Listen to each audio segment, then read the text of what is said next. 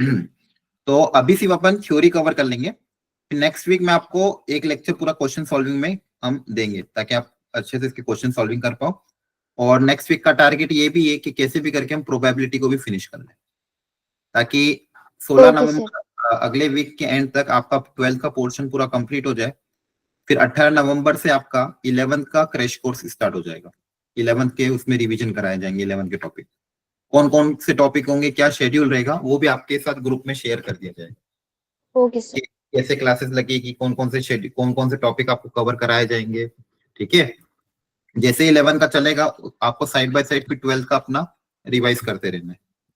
ठीक है, चलो अब स्टार्ट करते हैं with new chapter 3D geometry. इसके पहले अपन ने वेक्टर को बहुत अच्छे से डिटेल में देख लिया था। अब 3 डायमेंशन ज्योमेट्री को अच्छे से समझना बहुत अच्छा चैप्टर है, स्कोरिंग टॉपिक है और इजी स्कोरिंग टॉपिक है। इसको आप इजी स्कोरिंग टॉपिक की कैटेगरी में डाल सकते हैं, easy and scoring, provided concept अच्छे से समझना आना चाहिए और आपको फॉर्मूले पता होना चाहिए। ऑफकोर्स फॉर्मूला, कॉन्सेप्ट और वेक्टर का बेसिक अंडरस्टैंडिंग, ये 3 चीजें अगर आ गई तो आप इस चैप्टर को स्कोर अच्छे से कर लो। अब इसमें सबसे पहला जो कॉन्सेप्ट है वो है concept of direction cosine and direction ratio. Concept of direction cosine and direction ratio, अब इसको पहले अच्छे समझ लो, इसका मतलब क्या होता है और क्वेश्चन में कैसे इसको यूज करना, बस ये 2 चीज आपको समझनी है। ज्यादा डिटेल इसमें डीपली मत जाना। पहले इसका ज्योमेट्रिकल मतलब क्या है, जैसे सर निकालते कि कोसाइन कॉस वाला ना? हाँ डायरेक्शन, नहीं नहीं ये अलग चीज है, डायरेक्शन कोसाइन डायरेक्शन रेशियो ये अलग है। पहले समझो इस चीज को। मान लो कोई लाइन गिवन है या उस लाइन के पैरेलल कोई वेक्टर गिवन है। अब देखो इस ये जो थ्री डायमेंशन ज्योमेट्री है, इसमें मैं लाइन और प्लेन के साथ डील करूंगा। 3D में लाइन, 3D में प्लेन कैसे होते हैं, कैसे उसकी इक्वेशन होती है, क्या उनके प्रॉपर्टीज होती है, तो लाइन या प्लेन इस तरह से हम डील करेंगे। तो मान लो कोई लाइन है या इसके पैरेलल कोई वेक्टर है, तो लाइन के पैरेलल जो वेक्टर है वो मान लो आपको वेक्टर गिवन है a i cap plus b j cap plus c k cap. ठीक है, ये कोई वेक्टर है, मान लो पी वेक्टर या ओपी वेक्टर, जो भी बोलना हो बोल। अब अगर कोई पूछता है इस वेक्टर का direction cosine and direction ratio क्या है, इसके डायरेक्शन कोसाइन क्या है और इसके डायरेक्शन रेशियोज के शॉर्ट में डीसी एंड डीआर लिखेंगे। डीसी मतलब डायरेक्शन कोसाइन, डीआर मतलब डायरेक्शन रेशियो। तो सबसे पहले आप डायरेक्शन कोसाइन निकालोगे। डायरेक्शन कोसाइन कैसे निकालोगे, इस गिवन वेक्टर को यूनिट वेक्टर में कन्वर्ट कर देना। इस गिवन वेक्टर को काय में कन्वर्ट कर दोगे, यूनिट वेक्टर में। तो यूनिट वेक्टर में कैसे कन्वर्ट करोगे, इसके मैग्नीट्यूड से डिवाइड हो जाएंगे। Yes sir. है ना, i cap plus b upon under root of A square plus B square plus C square, j cap plus c upon under root of A square plus B square plus C square, k cap. तो आपने क्या करा, जो given vector था उसको unit vector में convert कर दिया। अब जो ये जो आई कैप जे कैप और के कैप के कोफिशिएंट है, ये जो आई कैप जे कैप के कोफिशिएंट है, जैसे आई कैप का कोफिशिएंट ये हो गया, जे कैप का कोफिशिएंट ये हो गया और के का कोफिशिएंट ये हो गया। यही आपके क्या है, डायरेक्शन कोसाइन। इन्हीं को बोलते हैं अपन उस वेक्टर का डायरेक्शन कोसाइन। इसको शॉर्ट में नोटेशन एल एम और एन की तरफ से डिनोट किया जाता है। तो यहाँ पे इसको शॉर्ट में कैसे डिनोट करते हैं, एल एम एन। तो ये एल एम एन, एल इसको आप ऐसे कोऑर्डिनेट्स के टर्म्स में डिनोट कर दोगे, L M are the direction cosine, are the direction cosine of that vector. ठीक है, तो देखो डायरेक्शन कोसाइन को निकालने का तरीका बहुत आसान है और ये सबसे पहले समझ में आना चाहिए। कैसे निकालोगे, कोई भी गिवन वेक्टर आपको दिया है उसको यूनिट वेक्टर में कन्वर्ट कर दो। यूनिट वेक्टर में कन्वर्ट करने के बाद जो आई कैप जे कैप और के कैप की कोफिशिएंट है वही आपका क्या है, डायरेक्शन कोसाइन। ये बात समझ में आई, बोलो। Yes sir. अब डायरेक्शन कोसाइन अगर आ गया, अब डायरेक्शन कोसाइन की मदद से डायरेक्शन रेशियो निकालना बहुत आसान है। देखो बेसिकली ये नाम से क्लियर है, ये एक तरह का रेशियो है।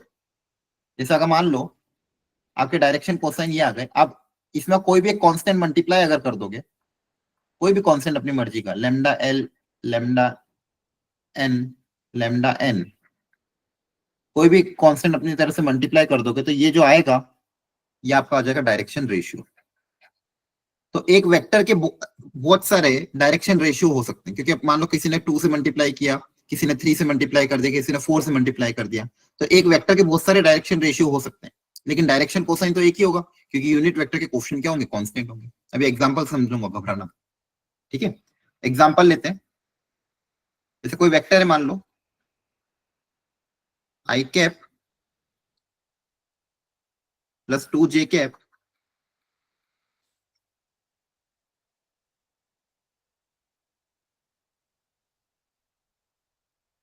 प्लस 2 के कैप, मान लो कोई भी रैंडम ले लिया मैंने। ठीक है, आप चाहो तो 2 ले लो, -2 ले लो, कुछ फर्क नहीं पड़ता। तो मैं आपसे पूछता हूं, बताओ इसके डायरेक्शन कोसाइन क्या है? बताओ इसका डायरेक्शन कोसाइन क्या होंगे?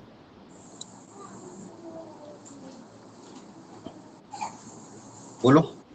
सर 1 to -2 नहीं, डायरेक्शन कोसाइन। सर 1/3, 2/3, 2/3 -2/3। -2 हाँ, मैंने क्या कहा था, डायरेक्शन कोसाइन निकालने के लिए यूनिट वेक्टर में कन्वर्ट करोगे, हाँ है ना? Yes sir. बिना यूनिट वेक्टर में कन्वर्ट करें डायरेक्ट नहीं बोलना है, तो ये हो जाएगा यूनिट वेक्टर में कन्वर्ट, √(a² + b² + c² से डिवाइड करोगे तो √9 आएगा, दैट इज 3 आ जाएगा। I cap by 3 plus 2 j cap by 3 minus 2 k cap by 3। आई बात समझ में? Yes sir. तो डायरेक्शन कोसाइन क्या आ जाएंगे, 1/3, 2/3 और -2/3। क्लियर है? तो ये आपके डायरेक्शन कोसाइन हो गया। आई बात समझ में? बोलो। डायरेक्शन को में IJ नहीं, सर? सिर्फ कोऑर्डिनेट्स के टर्म्स में लिखना है, आईजे के नहीं सर ये लिखना जो होगा। OP आपने निकाला है उसके ऊपर मतलब आई कैप, वो उसके नीचे रूट में क्या लिखा हुआ है वो 1 1², ये सर 1 का स्क्वायर प्लस 2 का स्क्वायर। ये इस वेक्टर को यूनिट वेक्टर में कन्वर्ट किया है, वेक्टर को उसके मैग्नीट्यूड से डिवाइड किया है। Okay sir. वेक्टर को यूनिट वेक्टर में कैसे कन्वर्ट करते हैं, उस वेक्टर को उसके मैग्नीट्यूड से डिवाइड करते हैं ना, तो उस वेक्टर को यूनिट वेक्टर में कन्वर्ट किया, और यूनिट वेक्टर में कन्वर्ट करने के बाद ये आ गया। सर मुझे वो सारे 1 लग रहे थे ना, इसलिए। नहीं नहीं नहीं नहीं नहीं, ठीक है, यूनिट वेक्टर में कन्वर्ट किया। क्लियर है? Yes sir. और ये यूनिट वेक्टर में जो आई कैप जे कैप के कोएफिशिएंट है, ये आपके क्या हो गए, डायरेक्शन कोसाइन हो गए। क्लियर है? ये डायरेक्शन कोसाइन होगा। अब इसके direction ratios,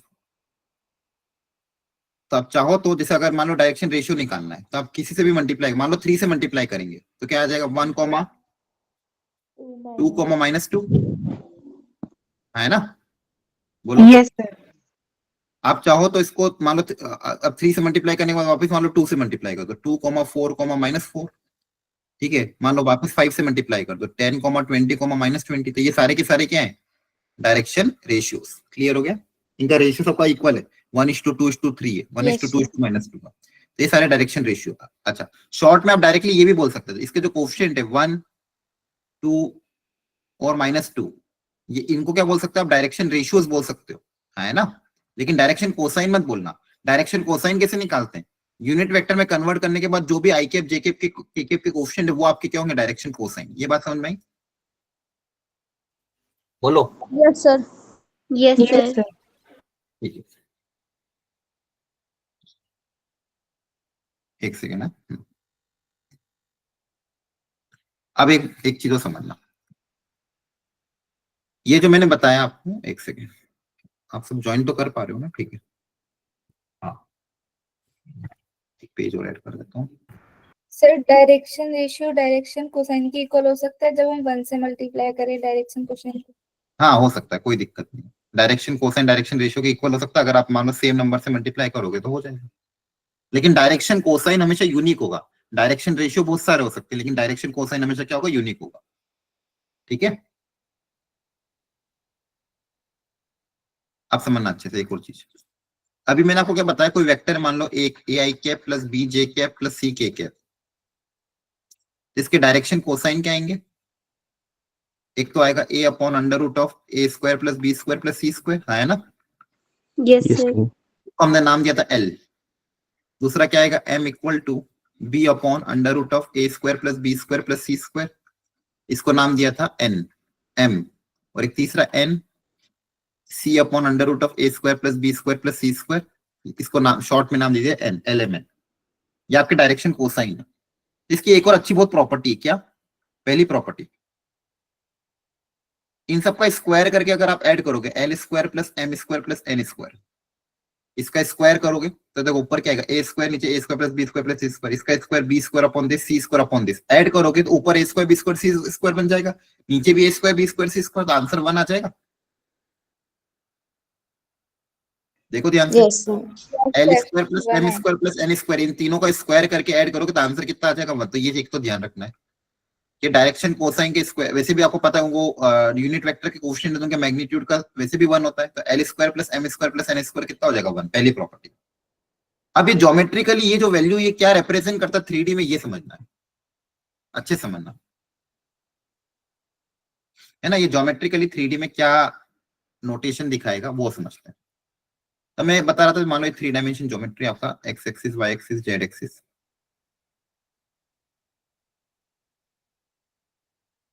A B C मान लो वो ओपी वेक्टर था जिसके कोएफिशिएंट है मान लो ए बी सी, कोऑर्डिनेट से मान लो ए बी सी, इसको मान लो आपने इससे ज्वाइन कर दिया, ठीक है। अब समझना अच्छे से, ये मान लो एक्स एक्सिस है, ये आपकी वाई एक्सिस है, ये आपकी जेड एक्सिस है, एक्स के साथ नीचे कोऑर्डिनेट है ए, यहाँ पे बी बना रहा है, यहाँ पे मान लो सी बना, ये 3D में समझना, ये 3D में ये सब बाहर आ रहा है 3D में। तो ये जो वेक्टर या ये जो वेक्टर एक्स एक्सिस के साथ मान लो अल्फा एंगल बना रहा है, क्या बना रहा है अल्फा एंगल, वाई एक्सिस के साथ मान लो बना रहा है बीटा एंगल, और जेड एक्सिस के साथ मान लो बना रहा है गामा एंगल, ठीक है। ये जो ओपी वेक्टर मैंने बताया था makes alpha with X axis, beta with Y axis और गामा विथ जेड एक्सिस, ठीक है। ये जो ओपी वेक्टर है ये मान लो एक्स एक्सिस के साथ अल्फा एंगल, वाई के साथ बीटा, जेड के साथ गामा एंगल बना रहा है। अब जब इसको आप 3D में कंप्लीट करोगे, मतलब इसको यहाँ पे नीचे मान लो प्रोजेक्ट करोगे, यहाँ से इसको ज्वाइन करोगे, देखो इसका मैग्नीट्यूड तो कितना होगा under root of A square plus B square plus C square है ना। ओपी की लेंथ, यस सर। ओपी की लेंथ तो कितनी आ जाएगी under root of A square plus B square plus C square. ये एक्स के अलोंग कोएफिशिएंट कितना होगा ए, वाई के अलोंग कितना होगा बी, और जेड के अलोंग कितना होगा सी। तो जब यहाँ पे कॉस अल्फा की वैल्यू निकाली गई, कॉस अल्फा आ रहा था a upon under root of A square plus B square plus C square, base आ रहा था ए, हाइपोटेन्यूस आ रहा था ये, तो कॉस अल्फा की वैल्यू ये आई। फिर कॉस बीटा निकाला जब गया तो वो आ रहा था b upon under root of A square plus B square plus C square, और कॉस गामा जब निकाला गया तो वो आ रहा था c upon under root of A square plus B square plus C square. और ये चीज तो अभी हमने देखी थी, इसको तो हमने कुछ स्पेशल नाम दिया था, इसको हमने क्या बोला था एल बोला था, इसको हमने बोला था एम, और इसको हमने क्या बोला था एन बोला था, याद आ रहा है ना। Yes sir. बेसिकली एल को लिखने का एक और तरीका क्या है, कॉस अल्फा, एम को आप कॉस बीटा भी बोल सकते हो, और एन को कॉस गामा भी बोल सकते हो। वेयर अल्फा बीटा गामा क्या है, alpha is the angle made by that OP vector with x axis, beta is the angle made by OP vector with y axis, और gamma is the angle made by the OP vector with z axis. अगर मान लो alpha beta gamma इन तीनों के angle है, तो cos alpha cos beta cos gamma आपका एल एम एन के क्या आ जाएगा बराबर आ जाएगा। तो यहाँ से एक और प्रॉपर्टी क्या आ जाएगी, cos square alpha plus cos square beta plus cos square gamma equal to 1, क्योंकि एल एम को आप cos alpha cos beta cos gamma भी बोल सकते हो। आई बात समझ में। Yes sir. Yes, sir. बस ध्यान क्या रखना है, अल्फा बीटा गामा क्या है, ये जो ये वेक्टर एक्स के साथ मान लो अल्फा एंगल बना रहा है, वाई के साथ बीटा, जेड के साथ गामा, तो l m n are the direction cosine, इसकी property l square plus M square plus N square 1 होता है, और एल मतलब बेसिकली कॉस अल्फा, एम मतलब कॉस बीटा, एन मतलब कॉस गामा। तो कभी कभी मान लो आपको ऐसा क्वेश्चन दे कि कोई वेक्टर एक्स एक्सिस के साथ मान लो 30 डिग्री बना रहा है, वाई एक्सिस के साथ 45 डिग्री बना रहा है, तो बताओ जेड एक्सिस के साथ कितना एंगल बनाएगा। तो आपको अल्फा दिया है, बीटा दिया है, गामा निकालना, तो कैसे निकालोगे, ये रिलेशन यूज कर सर लोगे 1 से, यस सर, है ना। ये रिलेशन क्या यूज कर लोगे, cos square alpha plus One. Cos square beta plus cos square gamma की वैल्यू क्या है 1, अल्फा और One, बीटा पर yes, तो sir. गामा आ जाएगा, है ना। यस सर आ जाएगा। पहला यस concept. सर। दूसरा Yes, कॉन्सेप्ट sir. क्या सीखा है पहला, इसके पहले हमने कि भाई कोई भी अगर वेक्टर दिया तो उसका डायरेक्शन कोसाइन कैसे निकालना है, उसको यूनिट वेक्टर में कन्वर्ट कर दो, जो भी आई कैप जे कैप के कोएफिशिएंट होंगे यूनिट वेक्टर में कन्वर्ट करने के बाद वो आपके डायरेक्शन कोसाइन होंगे। अब उस डायरेक्शन कोसाइन को किसी से भी मल्टीप्लाई कर दो, जो आंसर आएगा वो डायरेक्शन रेशियो होगा। तो आप चाहो तो स्टार्टिंग के कोएफिशिएंट को भी डायरेक्शन रेशियो बोल सकते हो। जैसे यहाँ पे मान लो एबीसी है, तो इसके डायरेक्शन रेशियोस को आप ए बी सी को डायरेक्शन रेशियोस भी बोल सकते हो, ठीक है। और ये आपके डायरेक्शन कोसाइन हो जाएंगे, ये आपका डायरेक्शन रेशियो हो जाएगा। और इसको एल बोलते हैं, इसको एम, इसको एन, इन दोनों में ये रिलेशन, ये पूरी समराइज हो गई। ये कॉन्सेप्ट जो मैंने इस पेज पे लिखा है, इस पूरे कॉन्सेप्ट की समरी है, डायरेक्शन कोसाइन डायरेक्शन रेशियो। क्या ये समझ में आया? Yes Yes, sir. Yes sir. ठीक है, करो सॉल्व इसको।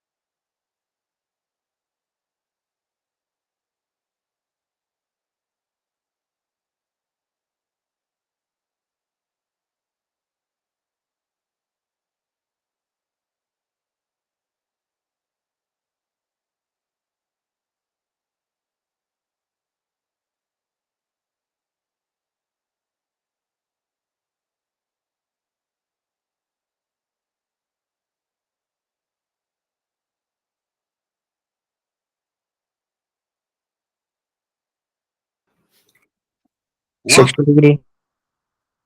तो क्या given है? 45 डिग्री आ रहा है। अलग अलग क्यों आ रहे थे? Line makes 45 degree with X and 60 with Y, तो क्या गिवन है? 45 डिग्री क्या गिवन है? बोलो। अल्फा अल्फा 60 डिग्री क्या गिवन है? Beta beta. जेड के साथ पूछा, मतलब गामा पूछा गया। गामा 60 डिग्री आ रहा है। मतलब फॉर्मूला क्या है? cos square alpha plus cos square beta plus cos square gamma equal to 1 है ना? Yes sir. Yes, sir. 45 plus cos square 60 plus cos square gamma equal to 1, value put up कर देना, 1 by root 2 का square 1 bye 2 root, ये कितना आएगा? 1 bye 2 का square 1 by 4, cos 60 1 bye 2 होता है ना? Yes, sir. Yes sir. यहाँ पे Yes, एलसीएम sir. लोगे 4 एलसीएम 4 आ जाएगा, यहाँ पे बनेगा 3 बाय 4, तो cos square gamma equal to 1 minus 3 by 4, तो cos square gamma equal to कितना आ जाएगा? 1 बाय 4, Yes, sir. तो cos gamma equal to plus minus 1 by 4, positive लेना एक्यूट एंगल के लिए, तो मान लो 1 बाय 4 अगर ले लिया, सॉरी 1 बाय 2 है ना? Yes sir. 1 बाय 2 कौन से एंगल पे आता है? 60. 60 So 60. क्लियर है? ऐसे क्वेश्चन आए तो कर लोगे ना, मतलब कहीं यूज हुआ तो? Yes, sir. ठीक है, Yes, sir. 60 और 120 दोनों हो सकता है, लेकिन हमको ये दिया हुआ था। ठीक है, यहां तक समझ में आ गया? Yes sir. Yes, sir. एक मिनट, ये क्वेश्चन उतारना, एक सेकंड।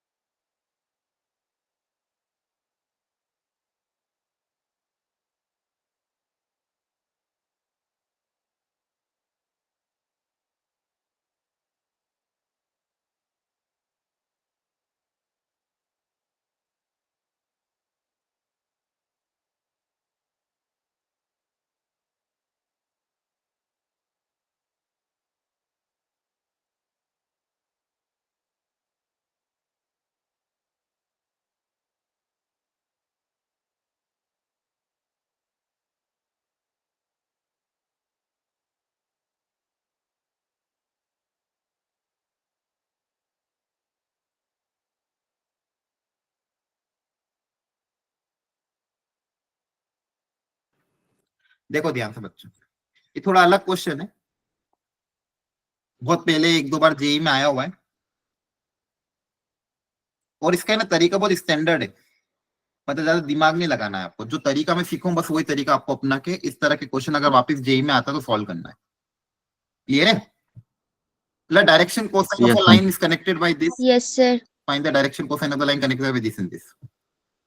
ठीक है, आपको मान लो 2 लाइन से या फिर एक लाइन जो भी दी हो ना, उनके डायरेक्शन कोसाइन इस तरह से कनेक्टेड है, तो वो उनका डायरेक्शन कोसाइन निकालना है। अब इसमें क्वेश्चन और कैसे मॉडिफाई हो सकता है, मान लो 2 लाइन है, उनके डायरेक्शन कोसाइन इस तरह से रिलेटेड, ये दिया हुआ है, 2 लाइन है जिनके डायरेक्शन कोसाइन इस तरह से रिलेट हो रहे, ये दिया हुआ है, तो उन दोनों लाइन के डायरेक्शन कोसाइन क्या होंगे अलग अलग, वो पता करना है।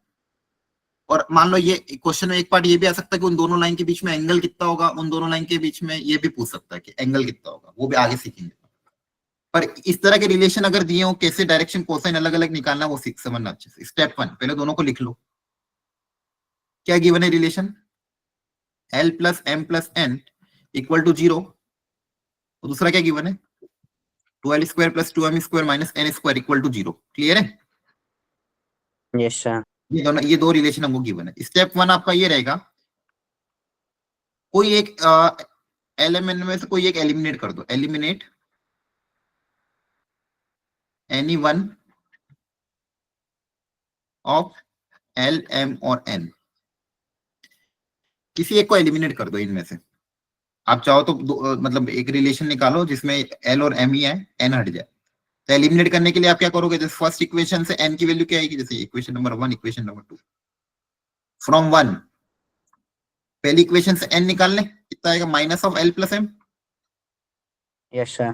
और इसको सेकेंड में रख दें ताकि N पूरी तरह से एलिमिनेट हो जाएगा, N पूरी तरह से एलिमिनेट हो जाएगा, है ना? Yes, sir. ठीक है, तो ये आपका देखो कितना आ जाएगा। देखो स्टेप 1 क्या है, आपको ऐसे हमेशा 2 रिलेशन देंगे, उसमें से किसी एक को हटा दो। जैसे मान लो मैंने N को हटा दिया तो रिलेशन मेरा L और M में आ गया, तो यहाँ से पूरा रिलेशन लिख देते हैं, 2L square plus 2M square minus of L square plus M square plus 2LM। Yes, sir. अभी थोड़ा इसको सिंप्लीफाई कर लेते हैं, L स्क्वायर से एक L स्क्वायर कैंसिल हो जाएगा, तो L स्क्वायर बचेगा, एक M स्क्वायर बचेगा, माइनस ऑफ 2LM बचेगा, इक्वल टू 0। यहाँ तक समझ आया सबको? Yes, sir. Yes, step 1 sir. क्या है, आपको जो भी दोनों गिवन डेटा है उसमें से किसी एक को एलिमिनेट कर दो। भाई ये तरीका याद रख लेना बच्चों, ज्यादा दिमाग मत दौड़ाना, ये स्टैंडर्ड वेराइटी है, अगर क्वेश्चन आया तो डायरेक्ट आएगा, 2 बार पहले आ चुका है, बहुत पहले। अब आपने क्या करा, किसी एक को एलिमिनेट करके L और M में रिलेशन लेके आ गए ना। स्टेप 2, क्रिएट क्वाड्रेटिक इन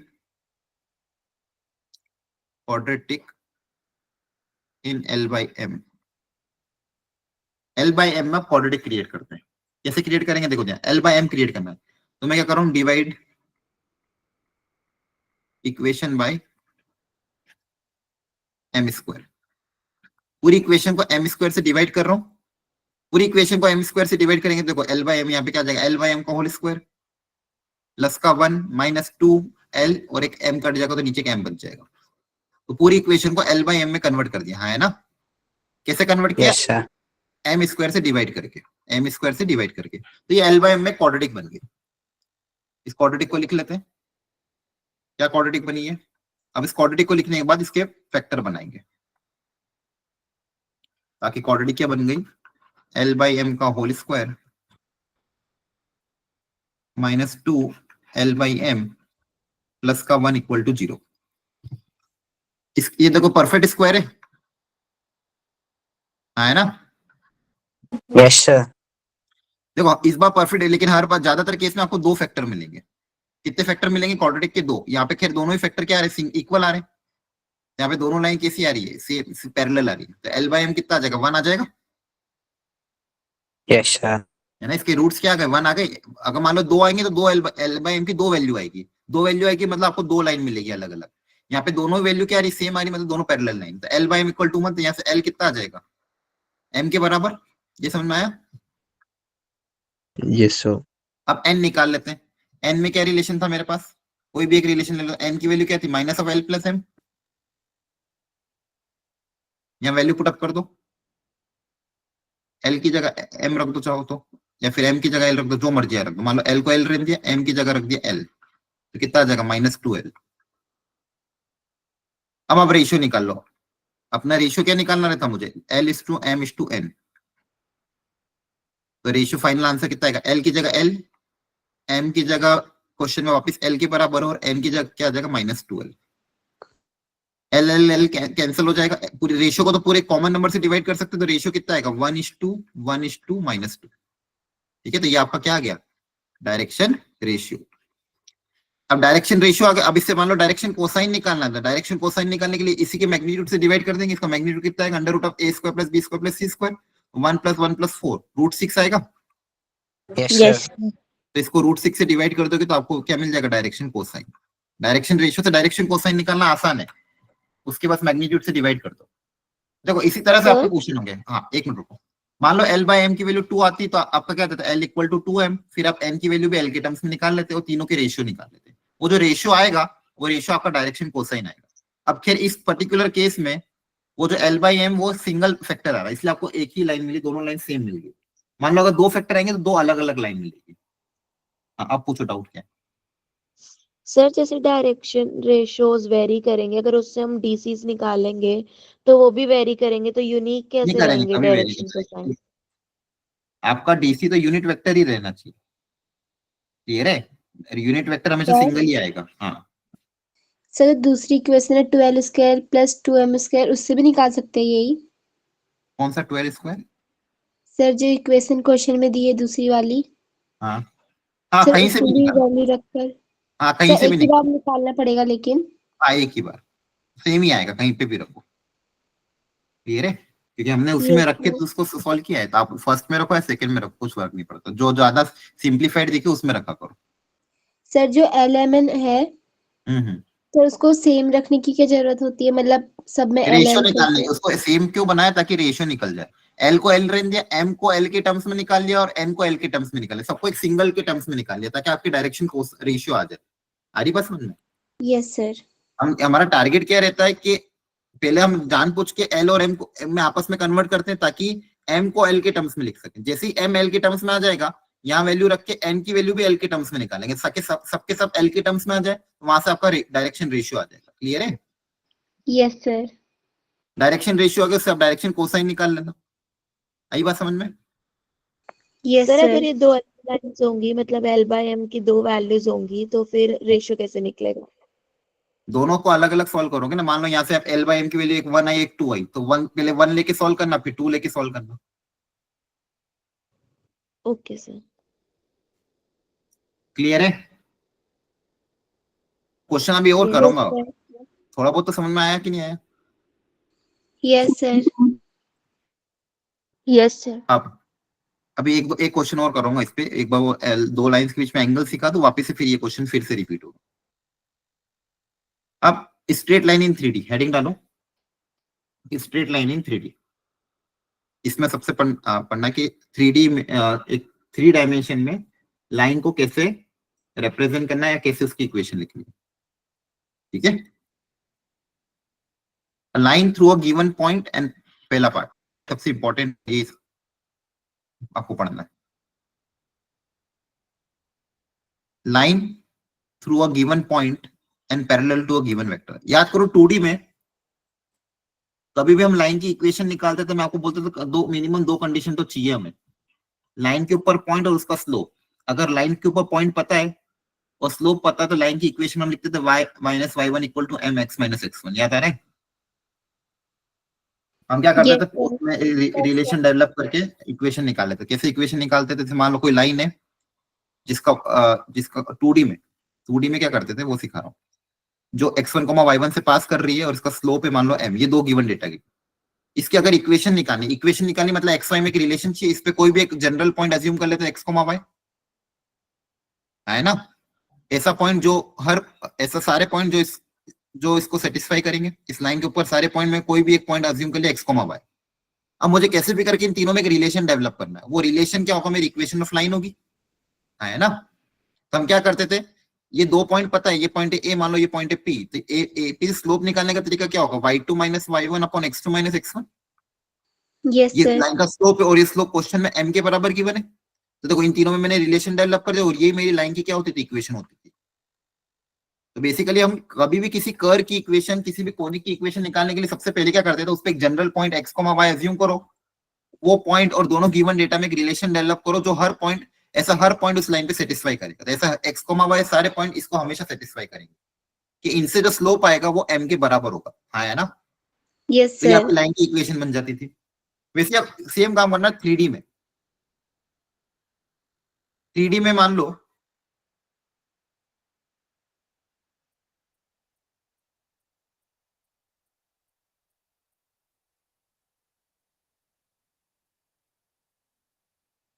कोई लाइन दे दी आपको। अब ये जो लाइन गिवन है मान लो, इसमें 2 गिवन डेटा है। क्या गिवन डेटा है कि ये किसी पॉइंट से पास कर रही है जिसका कोऑर्डिनेट आपको गिवन है x1, y1, z1। ये जो लाइन है x1, y1, z1 से पास कर रही है, एक तो ये गिवन डेटा है, और दूसरा गिवन डेटा ये है कि ये किसी वेक्टर के पैरेलल है। कोई वेक्टर की क्या है, पैरेलल। तो ये दूसरा आपको पैरेलल वेक्टर गिवन है।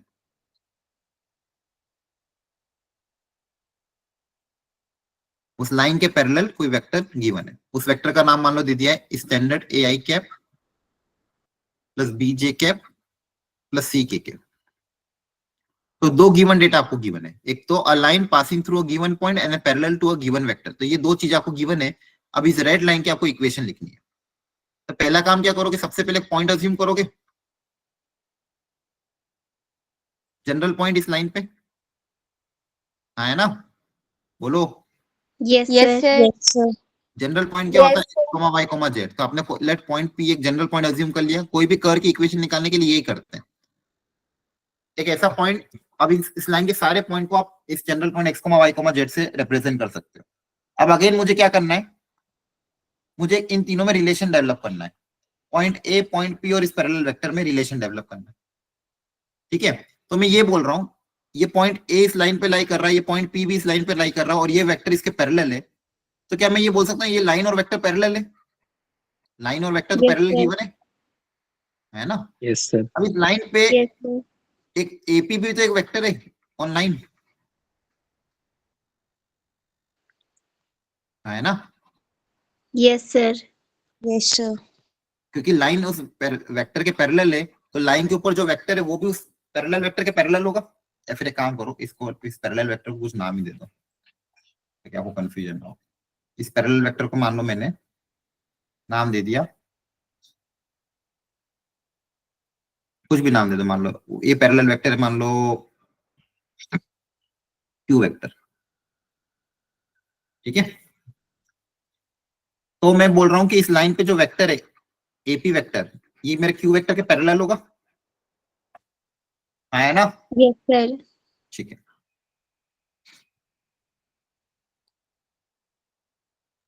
अब समझना अच्छे से,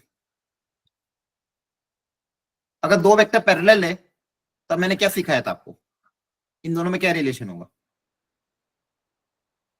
2 कोलिनियर वेक्टर में आपस में क्या रिलेशन है? lambda q sir a equals to lambda b. Proportional होंगे component. Very good, lambda q. अब एपी वेक्टर को लिखने का तरीका क्या होता है, p vector minus a vector yes sir. Yes sir. Equal to lambda q vector. ठीक है? अब इसको मैं वेक्टर फॉर्मेट में फाइनल आंसर लिख रहा हूं। कोई भी जनरल वेक्टर को हम वेक्टर फॉर्मेट में आर वेक्टर से डिनोट करते हैं। ठीक है? ये मान लो आपका ए वेक्टर है, जो गिवन वेक्टर है ए, और लेमडा टाइम्स इसको मान लो आपने गिवन वेक्टर को क्यू या बी वेक्टर बोल दिया, पैरेलल वेक्टर को बी वेक्टर नाम दे दिया। काम करते पैरेलल वेक्टर को बी है, जनरली बुक्स में बी वेक्टर नाम दिया जाता है, तो आप भी बी वेक्टर ही अज्यूम करना। तो पैरेलल वेक्टर को आपने क्या अज्यूम कर लिया, बी वेक्टर। तो जनरल वेक्टर ओपी वेक्टर को हम जनरली कैसे डिनोट करते हैं, आर, गिवन वेक्टर को ओए वेक्टर, और जो पैरेलल वेक्टर उसको नाम देते हैं मैंने बी वेक्टर। तो ये इक्वेशन आपकी वेक्टर फॉर्मेट में आ गई। फाइनल इक्वेशन क्या बनी, R vector equal to A vector plus lambda times B vector. This is called the vector equation of line. ये तो मैंने आपको डेरिवेशन सिखाया है, कैसे मैंने डिराइव किया है कि इस लाइन के ऊपर ये जो वेक्टर है ये मेरे गिवन वेक्टर के साथ पैरेलल होगा। अब दो वेक्टर जब पैरेलल होते हैं तो दूसरे को लैम्डा के टर्म्स में लिख सकते हैं। तो फाइनली तीनों में रिलेशन क्या आया, ए वेक्टर, पी वेक्टर और बी वेक्टर में क्या रिलेशन आया, R vector equal to A plus lambda B, और इसी को बोलते हैं इक्वेशन ऑफ द लाइन। तो मैं फाइनली वापस समराइज कर रहा हूं, सुनना ध्यान से। एक ऐसी लाइन जो कि पॉइंट ए जिसका पोजीशन वेक्टर मान लो ए वेक्टर है से पास कर रही है और इसका पैरेलल कोई वेक्टर है बी वेक्टर, ठीक है। इस लाइन पे आपने कोई भी जनरल पॉइंट अज्यूम कर लिया, मान लो पी वेक्टर। इस लाइन के ऊपर कोई भी एक जनरल पॉइंट अज्यूम कर लिया पी जिसका पोजीशन वेक्टर मान लो आर वेक्टर, ठीक है। तो ए क्या है, पॉइंट ऑन द लाइन जहां से लाइन पास कर रही है, आर मतलब जनरल वेक्टर और बी मतलब पैरेलल वेक्टर। तो इसकी वेक्टर इक्वेशन क्या बन जाएगी, therefore vector equation of this line, बताओ क्या है थी। R is equal to A plus lambda B हाँ, R vector equal to A vector plus plus lambda B vector. A vector. इसको आपको याद कर लेना है, ये क्या है, vector equation of the line. अब ये वेक्टर इक्वेशन आ गई, अब इसी की कार्टेशियन इक्वेशन भी निकालेंगे कि एक्स वाई जेड के टर्म्स में कैसे दिखेगी, एक्स वाई जेड के टर्म्स में कैसे दिखेगी वो भी हमको पता करना है। तो वो भी मैं निकाल के दिखाता हूँ, एक मिनट। पहले ये लिख लो, यहां तक समझ में आया। Yes sir. Yes, sir. किसी को डाउट हो तो पूछ लेना। अब इसी की कार्टेशियन इक्वेशन कैसे निकालेंगे और देखो, मान लो ये जो पॉइंट ए था इसका कार्टेशियन कोऑर्डिनेट है x1, y1, z1। Point P का कोऑर्डिनेट है x, y, z। और बी वेक्टर के डायरेक्शन जो पैरेलल वेक्टर बी उसके डायरेक्शन रेशियोज है मान लो a, b, c, ठीक है। अब मैं इसमें अगर वैल्यू पुट अप करूं तो आर वेक्टर का अगर मान लो कोऑर्डिनेट एक्स वाई जेड, तो आर वेक्टर को लिखने का तरीका क्या हो जाएगा, x I cap plus y J cap plus Z K cap, है ना, सही लिखा है, याद है ना। अगर पोजीशन कोऑर्डिनेट अगर एक्स वाई जेड है तो पोजीशन वेक्टर क्या होगा, x I cap Y J cap Z K cap होगा कि नहीं होगा। Yes sir. ए वेक्टर क्या हो जाएगा, ए वेक्टर क्वेश्चन में पोजीशन वेक्टर अगर x1 y1 z1 है तो वेक्टर क्या हो जाएगा, x1 i cap plus y1 j cap plus z1 k cap plus lambda times B, B vector क्या है गिवन है क्वेश्चन में, a i cap plus b j cap plus c k cap. अब दोनों में रिलेशन डेवलप करना है तो आई कैप जे कैप के क्वेश्चन को कंपेयर कर लेंगे। तो इधर क्या आया था मेरे पास, X I cap Y J cap Z K cap. LHS में आई कैप के साथ देखो क्या आएगा, यहाँ पे x1 आएगा, यहाँ पे लैम्डा ए आएगा। तो आई कैप के साथ क्या आएगा, x1 plus lambda A i cap, y1 sir एक बार स्लाइड पीछे करना सर, वो जो लैम्डा के साथ इंटूर था वो देखना है। लैम्डा के ओके साथ सर, डन। b था तो वो ये वेक्टर ना a B c, okay sir. J cap plus z1 plus lambda c k cap. तो यहाँ पे हमने क्या करा, आर की वैल्यू पुटअप करी, ए की वैल्यू पुटअप कर दी, बी की वैल्यू पुटअप कर दी। यहाँ पे आई कैप को साथ में रखा तो ये आ रहा है। अब दोनों तरफ अगर कंपेयरिंग करोगे, मैंने कहा था कंपैरिजन अगर नॉन कोप्लेनर वेक्टर कंपैरिजन कर सकते हैं तो जे कैप का कोएफिशिएंट जे कैप के साथ, के कैप का कोएफिशिएंट के कैप के साथ। तो देखो x किसके बराबर आ जाएगा, x1 प्लस लैम्डा ए, y किसके बराबर आ जाएगा, y1 प्लस लैम्डा बी, और z किसके बराबर आ जाएगा, z1 प्लस लैम्डा सी। अब मुझे इक्वेशन निकालना मतलब एक्स वाई जेड में आपस में रिलेशन निकालना इन सब में। तो यहाँ से मैं क्या करूँ, लैम्डा को एलिमिनेट कर देता हूँ तो एक्स वाई जेड में रिलेशन आ जाएगा। तो यहाँ से लैम्डा की वैल्यू क्या आ जाएगी, x माइनस x1 बाई ए। यहाँ से लैम्डा की वैल्यू कितनी आ जाएगी, y minus y1 by B, और यहाँ से लैम्डा की वैल्यू कितनी आ जाएगी, z माइनस z1 बाई सी। और तीनों लैम्डा तो सेम ही है तो तीनों को आपस में इक्वेट कर देंगे। तो फाइनल इक्वेशन क्या आएगी, x minus x1 by a equal to y minus y1 by b equal to z minus z1 by c. तो ये आपका फाइनल आंसर है जो आपको याद रखना है। और इसको मैं बोलूंगा क्या, Cartesian equation of line, Cartesian equation of line. जहां पे दो इंपॉर्टेंट पॉइंट ध्यान रखने वाले क्या है कि x के साथ ये जो x1 y1 और z1 माइनस के साथ लिखे हैं, x1 y1 और z1 ये लाइन के ऊपर पॉइंट है, और जो नीचे लिखा है abc ये पैरेलल वेक्टर के डायरेक्शन रेशियोज हैं। abc क्या है, पैरेलल वेक्टर के डायरेक्शन रेशियोज, और x1 y1 z1 क्या है, point on the line. x1 y1 z1 are the point on the line and abc are the direction ratios of the parallel vector. एक बार वो बता रहा हूँ, ध्यान सुनना। लिख लिया क्या आपने कि लिखना बाकी है? सर ये वाला step sir last step plus y जे कैप वाला इक्वल्स टू वाला। यहाँ पे कंपैरिजन क्या है, ये वेक्टर अगर इस वेक्टर के बराबर है तो यहाँ पे आई कैप के साथ जो दिया हुआ है, आई कैप के साथ ये दिया हुआ है, और यहाँ पे आई कैप के साथ एक्स है, तो ये दोनों आपस में इक्वल होगा। यहाँ पे जे कैप के साथ वाई दिया हुआ था, यहाँ पे जे कैप के साथ ये दिया हुआ था, ये दोनों आपस में इक्वल हो गए। यहाँ जेड के साथ जेड आ रहा था और यहाँ पे के साथ ये आ रहा था, इन दोनों को आपस में इक्वेट कर दिया। x equal to this, y equal to this, z equal to this, और यहाँ से लेमडा की वैल्यू निकाली, यहाँ से भी लेमडा की वैल्यू निकाली, यहाँ से भी लेमडा की वैल्यू निकाली। लेमडा कितना आएगा, ये यहाँ से लेमडा, यहाँ से लेमडा, तीनों लेमडा को आपस में इक्वेट कर दिया। क्लियर है? Yes sir, thank you sir.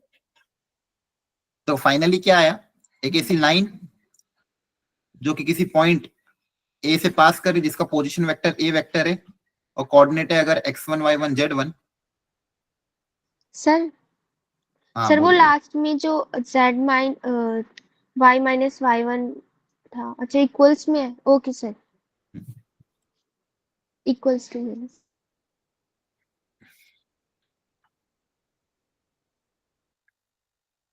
तो मैं बता रहा था कि मान लो कोई लाइन किसी पॉइंट ए जिसका पोजीशन वेक्टर ए वेक्टर है, जिसका कोऑर्डिनेट x1 y1 z1, और इसका कोई पैरेलल वेक्टर है बी वेक्टर, जो कि है a i cap plus b j cap plus c k cap. इस लाइन की इक्वेशन का फाइनल आंसर क्या आया था, वेक्टर इक्वेशन आई थी r vector equal to A vector plus lambda times B vector. तो ये वेक्टर के टर्म्स में r equal to A plus lambda B, और Cartesian equation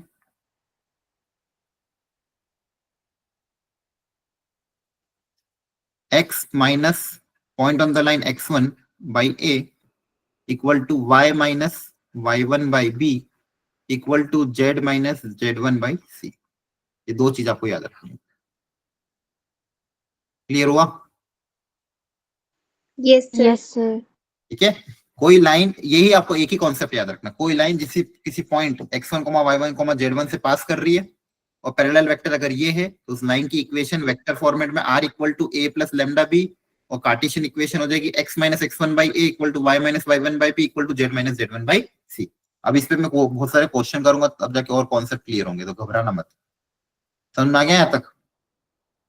yes sir. Yes sir. ठीक है, अब थोड़ी प्रैक्टिस कर लेते हैं इस पे, एक सेकंड रुको।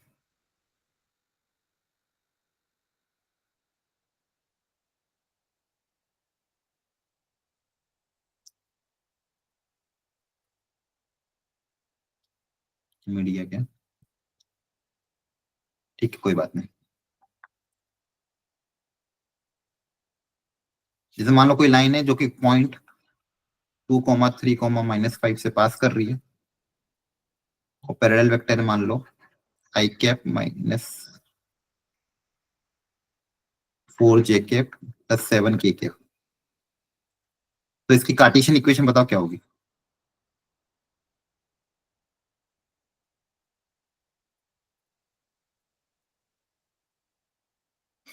लाइन, ये मान लो रेड वाली लाइन है आपकी, जो 2,3,-5 से पास कर रही है, और इसका पैरेलल वेक्टर एक गिवन है, तो कार्टेशियन इक्वेशन क्या होगी? बोलो,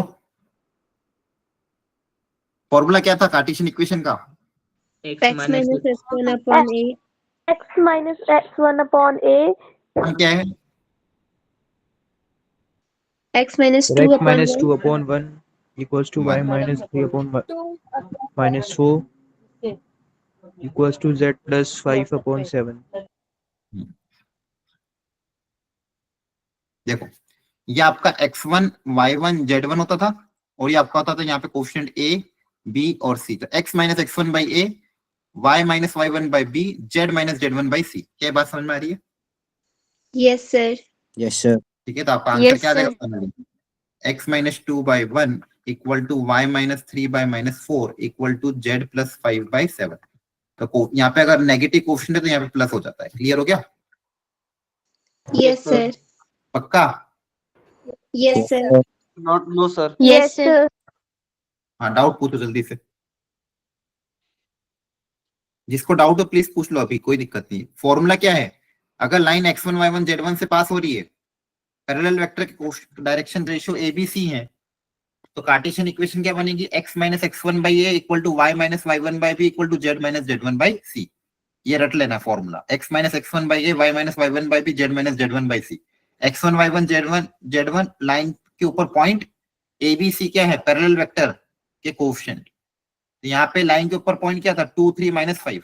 तो फॉर्मूला क्या बना, फॉर्मूला लिख देता हूँ वापिस से, x माइनस x1 बाई ए, तो देखो x माइनस 2 बाई ए मतलब 1 equal to y minus y1 by B, तो y माइनस y1 मतलब 3 और b मतलब minus 4, z minus z1 by C, z1 मतलब माइनस 5 और c मतलब 7।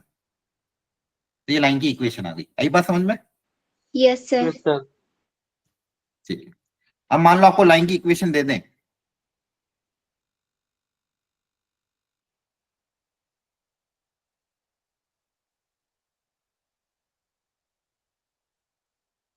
और पूछे कि बताओ इस लाइन के ऊपर पॉइंट क्या है, 2 पॉइंट माइनस 5 2 5 2 नहीं, 2 माइनस 5 और माइनस माइनस 2 प्लस का 5 होगा ना। कोऑर्डिनेट बताओ क्या होगा, -2 5 2 -2, -5, -2 5 और 2 तो क्योंकि देखो सोचो मैंने फॉर्मूला क्या बताया, x minus x1 by A, y minus y1 by B, z minus z1 by, तो फॉर्मूले में माइनस आता है ना पहले से, यस सर। तो y1 तो 5 के बराबर हो जाएगा, z1 2 के बराबर हो जाएगा। अब यहाँ पे प्लस बन रहा है तो x1 माइनस 2 होगा ना। Yes sir. पैरेलल वेक्टर बताओ क्या होगा, 7i I cap minus 4j plus 8k cap. 8 के, तो पैरेलल वेक्टर भी पहचान जाओगे, Yes sir. नीचे जो होंगे वो क्या होगा, पैरेलल वेक्टर होगा। अच्छा इसी को अगर मान लो वेक्टर फॉर्मेट में लिखना होता, वेक्टर फॉर्मेट में कैसे लिखता है, R vector equal to A plus lambda B. A vector कौन है, ए वेक्टर बताओ, -2 5 2 ये वाला होता है ए वेक्टर, याद रखना है ना, पोजीशन वेक्टर, और पैरेलल वेक्टर को बी वेक्टर याद रखना। तो -2i cap plus 5j cap plus 2k cap plus lambda times B vector मतलब 7i cap minus 4j cap plus 8k cap. Clear हो गई बात, बोलो। Yes sir. ये जो Yes sir. ये वाला जो रहता है ये पॉइंट ऑन द लाइन, और लैम्डा के साथ जो रहता है वो क्या रहता है, पैरेलल वेक्टर, याद रखना, ठीक है। लैम्डा के साथ जो रहता है वो पैरेलल वेक्टर, और ये आगे जो रहता है ये पॉइंट ऑन द लाइन। दोनों समझ में आ रहा है? Yes sir. यस और एक और इंपॉर्टेंट चीज जो फॉर्मूले में देखो ध्यान से, एक्स वाई जेड का कोएफिशिएंट क्या है, 1, याद रखना। एक्स वाई जेड के कोएफिशिएंट क्या है, 1 है ना। Sir. ठीक है, अच्छा एक और कॉन्सेप्ट है वो भी सीख लो फिर आगे बढ़ेंगे। लिखो, how to assume a point on line.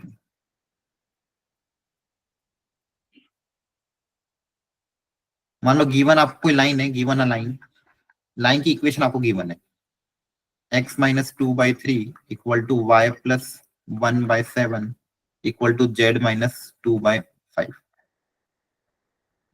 ये मान लो कोई लाइन गिवन है, इस लाइन के ऊपर मुझे कोई भी एक पॉइंट अज्यूम करना है, तो कैसे अज्यूम करेंगे, मान लो कोई पॉइंट है सी, ये सी अज्यूम करना है, तो कैसे अज्यूम करोगे, ध्यान से सुनना। कभी भी लाइन पे कोई भी एक पॉइंट लेना है, मान लो कोई भी लाइन के ऊपर कोई भी एक पॉइंट लेना है, एक तो गिवन पॉइंट वो तो फिक्स होगा, गिवन पॉइंट तो फिक्स होगा। यहाँ पे क्या है, 2, -1, 2, ये तो फिक्स है, और पैरेलल वेक्टर फिक्स है ना, ये तो आपके फिक्स हो यस गए। सर।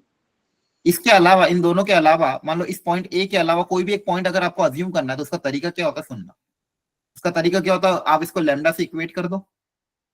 अब एक एक करके एक्स वाई जेड निकालो, तो देखो ये जब लैम्डा से इक्वेट होगा तो बताओ एक्स कितना आएगा, एक एक करके सबको लैम्डा से इक्वेट कर दो। यहाँ से एक्स कितना आ जाएगा, 3 लैम्डा प्लस 2। Yes sir. इस तरफ इसको भी लैम्डा से इक्वेट कर दो, तो वाई कितना आ जाएगा, 7 lambda minus 1. और Z 5 5 lambda plus lambda plus 2. 2। तो ये पॉइंट सी का कोऑर्डिनेट क्या हो जाएगा, एक्स कोऑर्डिनेट हो जाएगा 3 lambda plus 2, Y coordinate 7 lambda minus 1 और जेड कोऑर्डिनेट 5 लैम्डा। तो ये चीज ध्यान रखना, लाइन के ऊपर कभी भी कोई भी पॉइंट अज्यूम करना तो क्या तरीका होगा, बार बार दिमाग में छाप लेना, मैं अगली बार नहीं बताऊंगा क्योंकि ये बहुत बार यूज होगा। लाइन के ऊपर कोई भी पॉइंट अज्यूम करना तो कुछ मत करना, उसको लैम्डा से इक्वेट कर दो और एक्स वाई जेड निकाल लो, एक एक करके लैम्डा से इक्वेट करके क्या निकाल लो, एक्स वाई जेड। XYZ।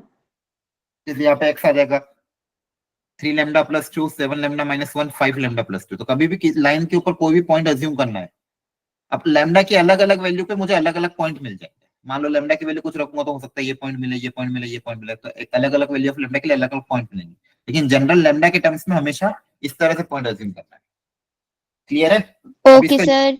ये Yes, बहुत बार sir. होगा तो आपको सीखना। चलो अब थोड़ा सा वेक्टर, उसके पहले कोई बेसिक क्वेश्चन है क्या, वो कर लेते हैं। सर एक बार फॉर्मूला नोट करने दीजिए। हाँ करो।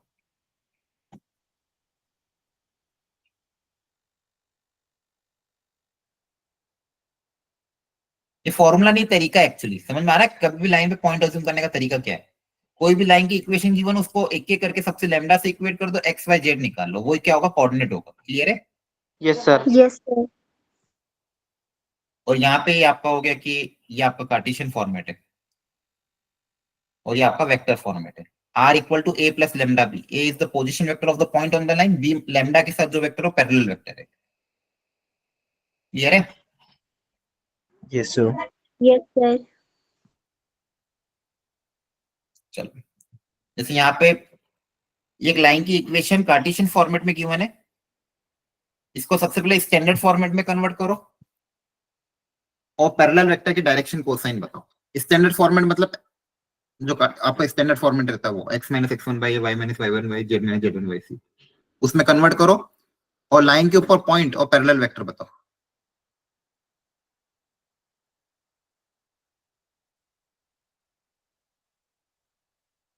करो ट्राई।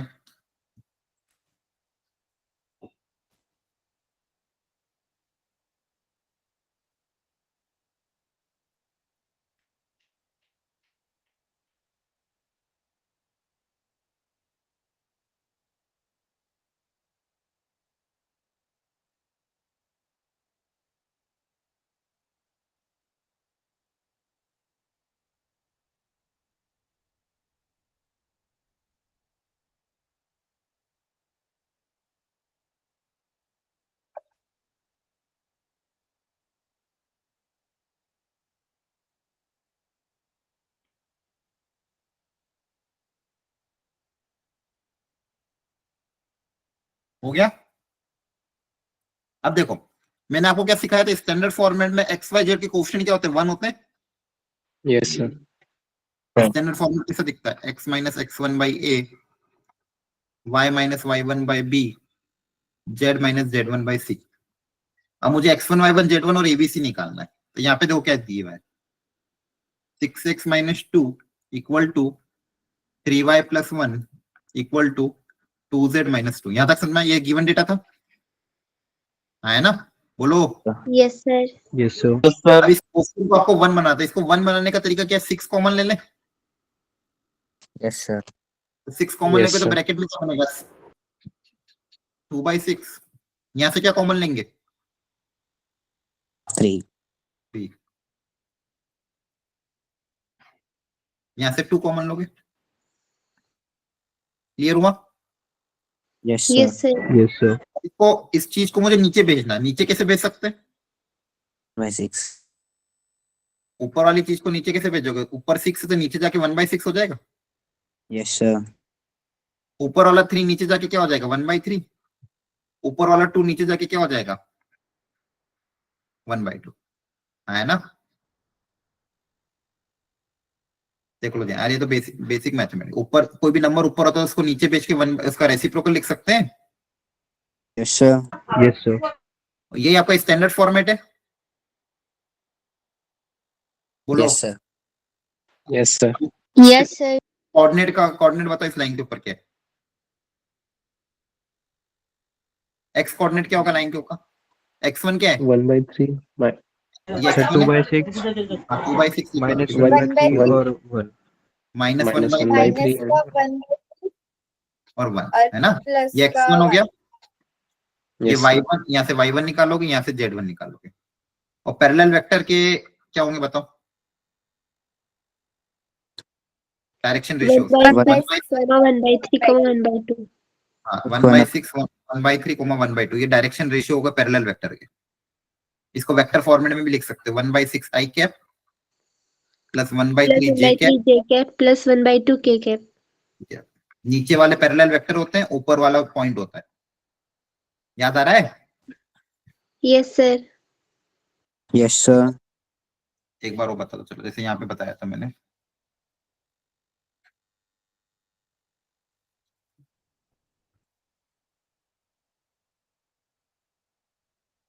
बताओ पॉइंट ऑन द लाइन। 7 -2 -1। यहाँ पे अगर माइनस है तो यहाँ प्लस ले लेना, ऐसे याद रख लो। यहाँ पे -7 है तो यहाँ 7 +2 का -2 1 का -1। Clear? Yes sir. Parallel vector -4i plus 5k -4i plus cap 3k plus 5j cap plus 3k plus cap. 3k। Very good. समझ में आ रहा है कि नहीं आपको सबको? जल्दी बताओ। Yes sir. Yes sir. Yes, sir. चलो इसको करो, इसको वापस स्टैंडर्ड फॉर्मेट में कन्वर्ट करो।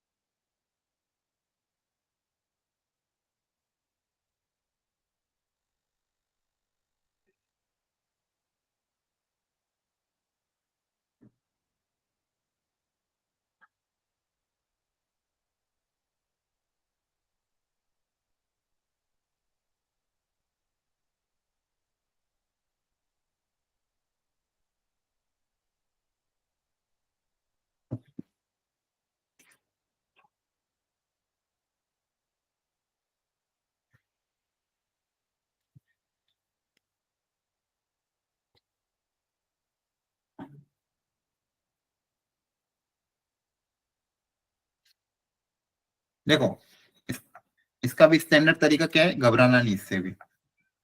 दो तो ऑलरेडी इक्वल गिवन है, तीसरे को भी बस बना देंगे अपन। अच्छा डिनोमिनेटर में 0 आया तो यहाँ पे कुछ चिंता मत करना। डिनोमिनेटर में 0 से मतलब ये नहीं कि 0 से डिवाइड कर रहे हैं, पैरेलल वेक्टर का कोफिशिएंट 0 होगा, है ना?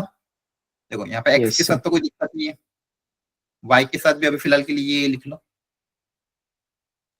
और ये z -1 है ना, इसको कैसे लिखोगे? z -1 इधर आके +1 हो जाएगा। Yes sir. ठीक है, हाँ आ रही बात समझ में? बोलो। Yes sir. ठीक है,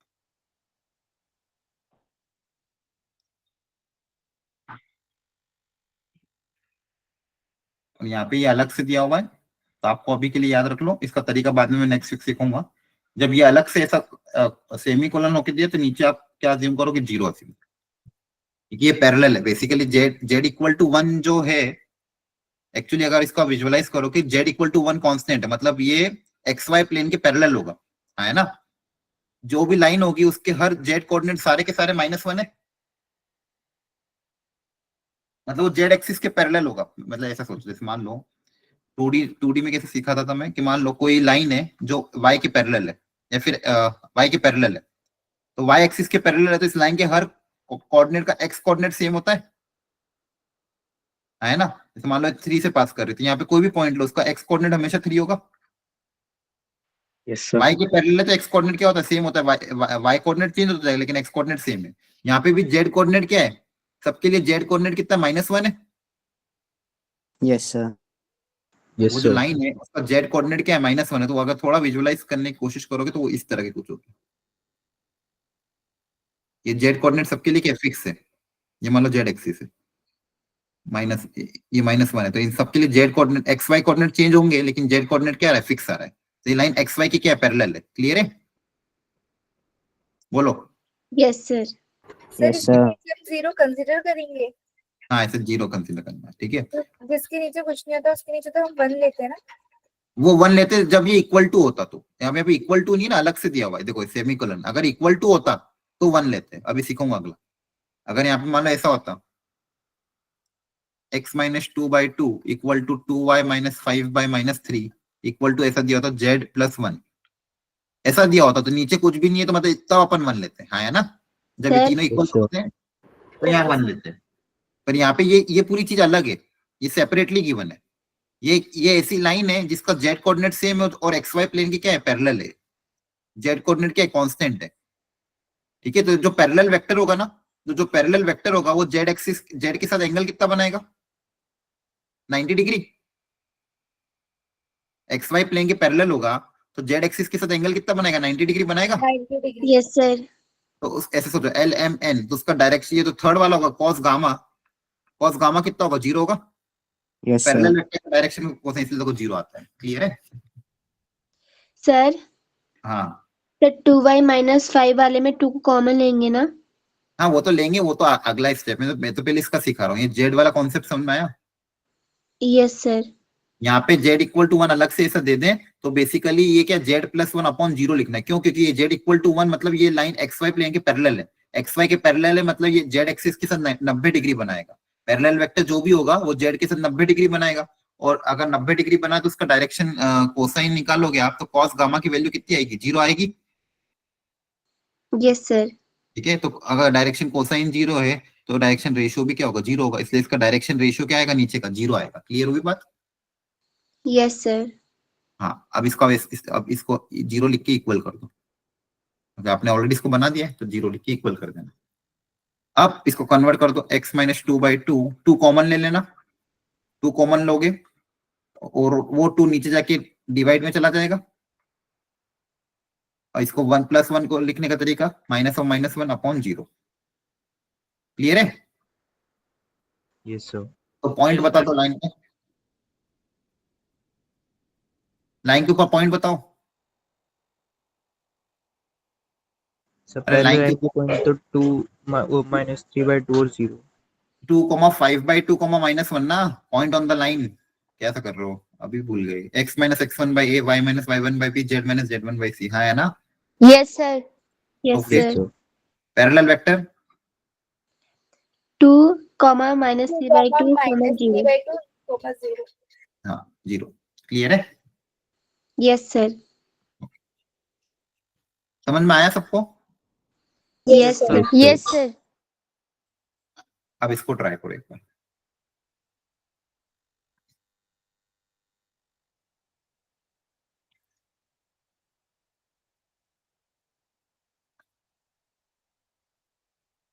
तो तीनों को आपस में रिलेट कर दो, कैसे भी करके, किसी एक को आप तीनों के टर्म्स में लिख दो या तो।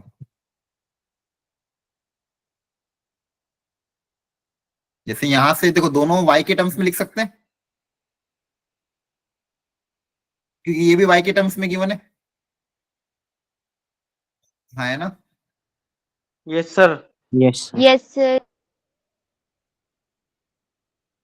ठीक है, यहाँ से देखो y की वैल्यू कितनी आ गई, z प्लस 4/1, और यहाँ से y की वैल्यू कितनी आ गई, x माइनस 3/2। अब इन दोनों y को आपस में इक्वेट कर दो, तो इन दोनों को आपस में इक्वेट करना है, तो फाइनली क्या आएगा, x minus 3/2 equal to y, और ये y भी किसके बराबर है, z प्लस 4/1 के।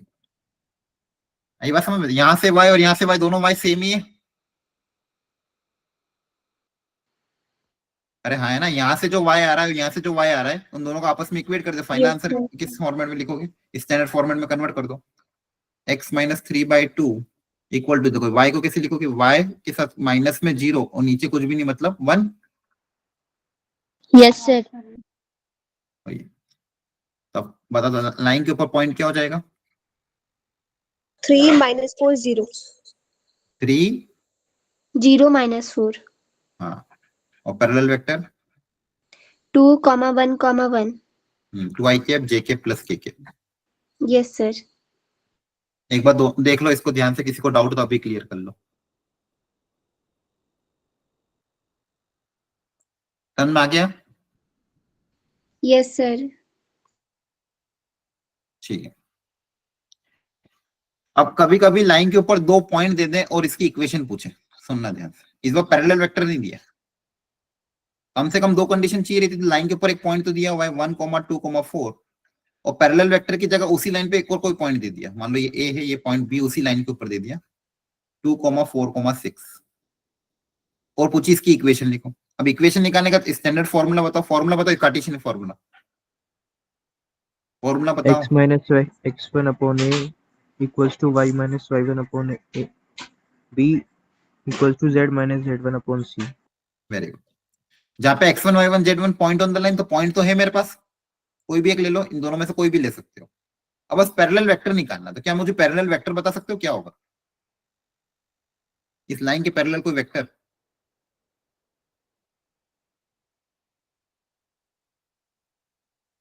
सोचो, यही बस इतने सा गिवन डेटा है, क्या इस लाइन के कोई पैरेलल वेक्टर बता सकते हो?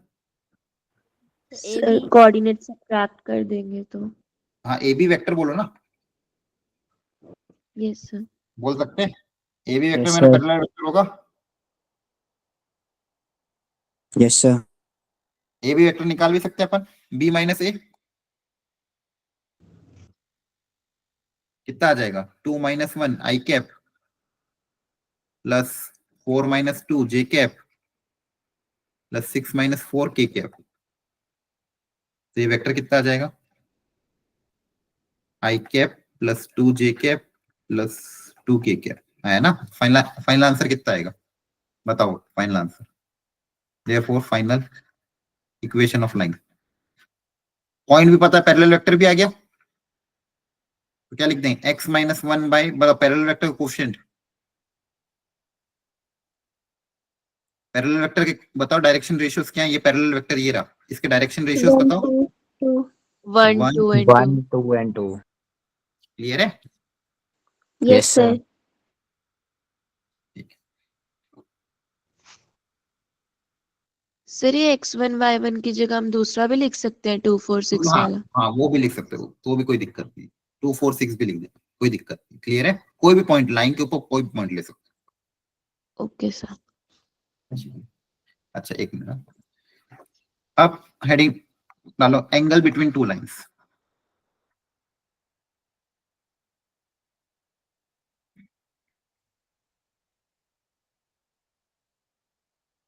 तो मान लो आपको 2 लाइन गिवन है, एक लाइन ये रही जिसके ऊपर पॉइंट है a1 वेक्टर और पैरेलल वेक्टर है मान लो b1 वेक्टर। एक और दूसरी कोई लाइन है 3D में ही, ठीक है, ये दूसरी लाइन है,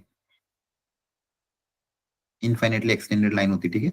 इसके ऊपर कोई पॉइंट है मान लो a2 वेक्टर और इसका पैरेलल वेक्टर है b2 वेक्टर। पूछा इन दोनों लाइन के बीच में एंगल क्या होगा, मतलब अगर इसको इनफाइनेटली एक्सटेंड करोगे ऐसे, इसको भी एक्सटेंड करोगे तो ये दोनों के बीच में एंगल कितना आएगा थीटा। तो कॉन्सेप्ट क्या है, कॉन्सेप्ट याद रखना, एंगल बिटवीन टू लाइन, दो लाइन के बीच में एंगल निकालो,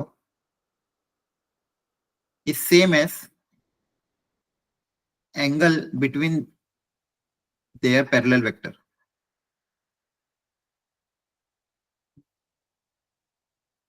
ठीक है, दो लाइन के बीच में एंगल निकालो या उनके पैरेलल वेक्टर के बीच में एंगल निकालो, बात सेम ही है। इन दोनों पैरेलल वेक्टर के बीच में भी जो एंगल आएगा वो भी तो सेम ही आएगा, क्योंकि ये दोनों लाइन के पैरेलल है ना। बोलो,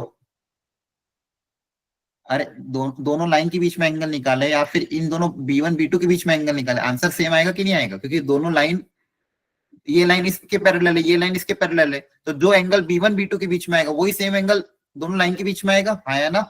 yes yes sir. Sir. Yes sir. और दो वेक्टर के बीच में एंगल निकालने का तरीका डॉट प्रोडक्ट में सिखाया था, याद करो फॉर्मूला क्या था, दो लाइन के बीच में एंगल, दो वेक्टर के बीच में एंगल का फॉर्मूला। ए वेक्टर और बी वेक्टर के बीच में अगर एंगल निकालना तो क्या फॉर्मूला बताया था, cos theta equal to A dot B upon magnitude of A into magnitude of B।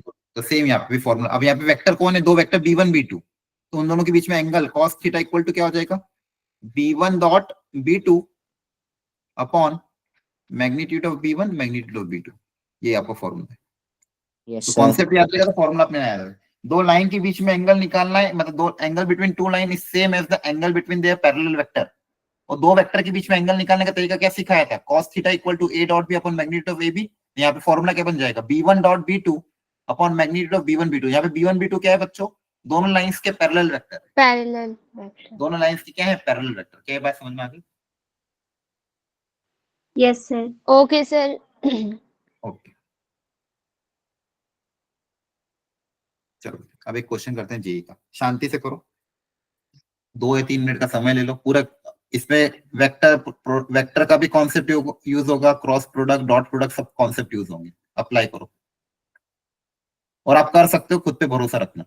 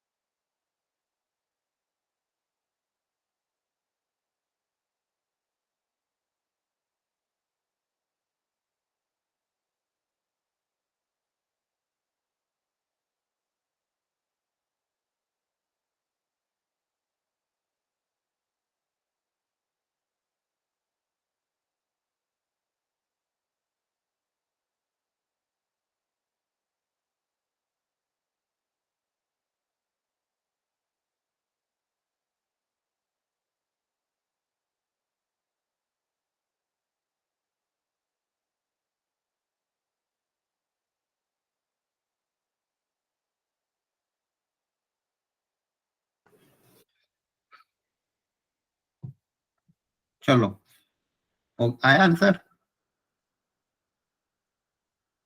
No sir. Check कर रहे हैं। ठीक।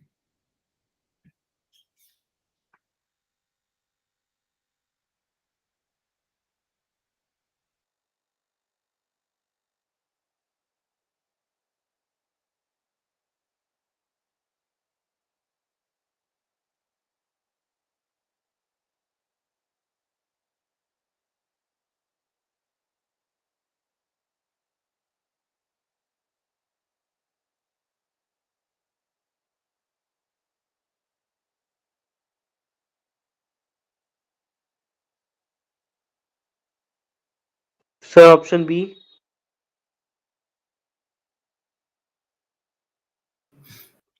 भी आ रहा है, देखते हैं। चलो चलो अब सी को सब लोग देखो ध्यान से।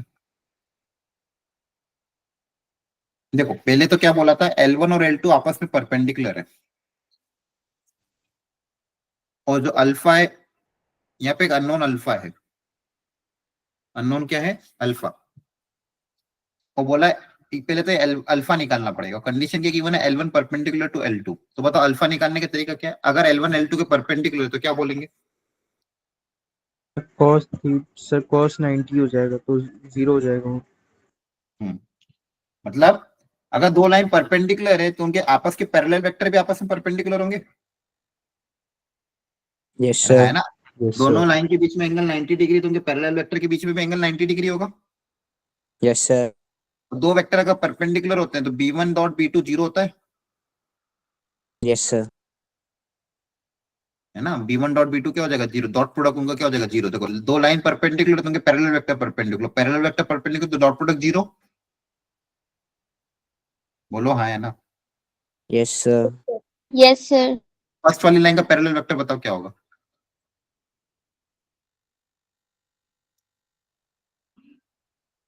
Three I cap minus two J cap. और प्लस देखो जेड जीरो। जीरो आ जाएगा, याद आ रहा है? Yes sir. Yes sir. क्योंकि कॉमा है बीच में, तो इसको Z minus two by zero लिखोगे। हाँ है ना? Yes sir. ओके। और सेकंड लाइन का parallel vector? I cap plus alpha by two J I cap cap. Plus two के कैप। हाँ अभी टू भी नीचे जाएगा, याद रखो। इसका कोफिशिएंट वन बनाओगे तो अल्फा बाई टू हो जाएगा। Yes sir. है ना? यहाँ पे वन, और इस टू को नीचे भेजोगे तो अल्फा बाई टू, टू। ठीक है, क्लियर है? Yes sir. Yes sir. अब दो वेक्टर का डॉट प्रोडक्ट कैसे करते थे? आई कैप के साथ मल्टीप्लाई, जे का जे के साथ, के के साथ। आया ना? Yes sir. Yes sir. a1 a2 plus b1 b2 plus c1 c2। a1 दो वेक्टर का डॉट प्रोडक्ट कर रहे हैं, तो यहाँ से कितना आएगा? 3 minus alpha equal to zero. Alpha की वैल्यू आ जाएगी 3। क्लियर है? तो अल्फा आ गया अपने पास। पहली चीज ये अल्फा नोन था, ये आ गया इस कंडीशन। समझ में आया कि नहीं आया? Yes sir. Yes sir. अब अगली कंडीशन यूज करते हैं। अगला क्या पूछा था? Angle angle between between L1 L and two L L3। L1 और L3, तो दो लाइन के बीच में एंगल कैसे निकालता है? उनके पैरेलल वेक्टर के बीच में एंगल। Yes sir. तो लाइन L3 का B3 वेक्टर बता दो पहले तो। Sir three I minus cap three I minus cap four minus J. Two J cap plus four K cap. हाँ, अब देखो स्टैंडर्ड फॉर्मेट में कन्वर्ट करना पड़ेगा। सबसे इसको स्टैंडर्ड फॉर्मेट में कैसे करोगे? इसको वन बनाना है तो इसको माइनस कॉमन लेंगे, माइनस कॉमन लेके नीचे भेज दोगे। Yes sir. ऊपर से माइनस कॉमन लेके नीचे भेज दोगे। यहां से टू कॉमन लेके नीचे भेज दोगे, और यहाँ यस पे सर। माइनस टू क्लियर है?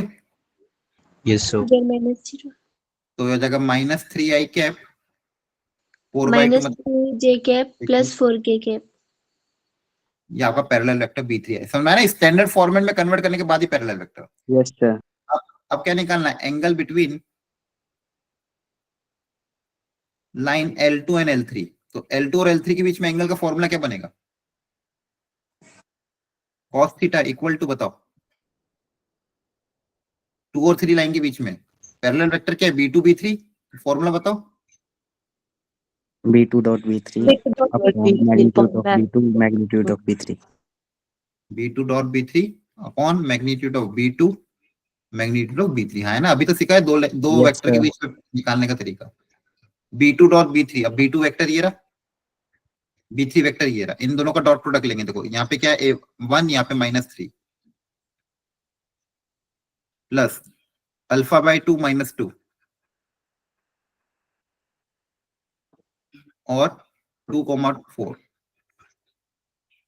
Divided by under root of B2 का मैग्नीट्यूड क्या है 1 square plus alpha square by 4 plus 4 और B3 का 9 प्लस 4 प्लस 16 और अल्फा भी अब ऑलरेडी अपन निकाल चुके हैं 3 है ना।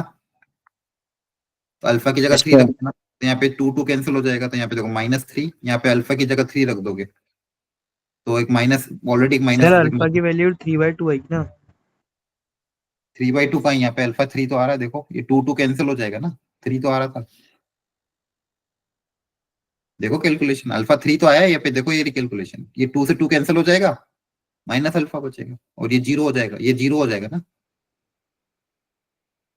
अरे हाँ है ना, अल्फा के लिए 3 रख देना यहाँ पे। तो सर मैंने तो अल्फा की वैल्यू 3/2 आई थी ना, तो वो डाल के देखा तो सर सेकंड ऑप्शन आ रहा है। तो अल्फा 3/2 थोड़ी आ रहा है, आपके सामने कैलकुलेशन करी, B1 डॉट B2 करो तो अल्फा 3 आ रहा है। मेरी कैलकुलेशन में मिस्टेक है क्या सर मैं बताओ? चेक करता हूँ एक बार। हाँ आप चेक करो। तो ये हो जाएगा under root of A square plus B square, alpha की जगह 3 रख दोगे तो कितना आ जाएगा 9/4 प्लस 4 और ये कितना आ जाएगा, 3 आ रहा है। ये कितना हो जाएगा 20 प्लस 9 29। यहाँ पे एलसीएम वगैरह लोगे, ये हो जाएगा -6 प्लस 8 प्लस का 2 और ये कितना बनेगा एलसीएम लेने के बाद 16 प्लस 1 प्लस 9 29/4 रूट 29 बन रहा है वापिस यहाँ पे, तो रूट 29 बन जाएगा बाय 4, रूट 4 बाहर आके 2 बन जाएगा, तो 2 ऊपर जाके 4 बन जाएगा, तो 4/29। Yes sir. तो कॉस इनवर्स 4/29, उसको क्या लिख सकते हो, सीकेंड इनवर्स 29/4। क्लियर है? Yes, sir. तो आपका आया answer theta equal to cos inverse 4/29, या फिर इसको लिख सकते हो सीकेंड इनवर्स 29/4। मेन कॉन्सेप्ट है, देखो दो लाइन अगर परपेंडिकुलर है तो उनके डॉट प्रोडक्ट, पैरेलल वेक्टर का डॉट प्रोडक्ट 0 करा, वहां से अल्फा निकाला, फिर दोनों बची हुई दोनों लाइन के बीच में एंगल निकाल। आई बात समझ में? Yes, sir. ऐसे क्वेश्चन तो आपके बोर्ड्स में भी आ सकते हैं। ठीक है, यहाँ पे कोई डाउट है किसी? No sir sir. Done. No sir. ठीक है, चलो टाइम हो गया वैसे तो, आज के लिए इतना ही रखते हैं। अब इसी टॉपिक को Yes. अगली क्लास में कंटिन्यूस करेंगे मंडे को मोस्ट प्रोबेबली पूरा चैप्टर कंप्लीट हो जाएगा। सर कल छुट्टी है?